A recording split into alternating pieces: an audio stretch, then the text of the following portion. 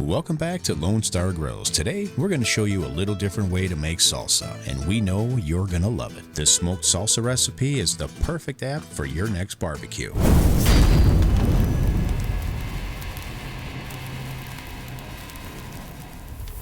Here's a short list of ingredients you'll need for today's recipe. 6 large tomatoes, destemmed and cut into quarters. 3 medium-sized Sweet Vidalia onions, also quartered. 1 bundle of cilantro. 6 to 8 jalapeno peppers, cut in half and seeded. 6 mini sweet peppers, also cut in half and seeded. 3 to 4 cloves of garlic, but you can use more if you like garlic as much as we do. Add a couple tablespoons of olive oil to this, as well as a tablespoon each of salt and pepper. Then just mix it up to coat everything well. With this all ready to go, it's time to head outside and preheat our smoker. We'll be using our pellet smoker today. Start by preheating to 160 degrees Fahrenheit. And don't worry, we know a lot of pellet smokers aren't good at maintaining low temperatures. Ours is. This low temperature smoke will help us maximize smoke flavor by going a full 3 hours. But if you'd like to speed this up, you can go 225 degrees for about 90 minutes, which is plenty of time to get enough smoke and the right texture. You'll then want to remove it from the smoker and allow it to rest and cool for a minimum of 1 hour. Now just blend it up to your desired thickness, and don't forget to do a salt check. You can add a little if you need to. And for the best results, refrigerate this for about 24 hours before serving. Don't forget you can support our channel by hitting that like button, leaving a comment, and subscribing. We hope you enjoyed today's video. Thank you for watching, and if you've got questions on any of our products at any time, give us a call or check out our links below. And we'll see you on the next one.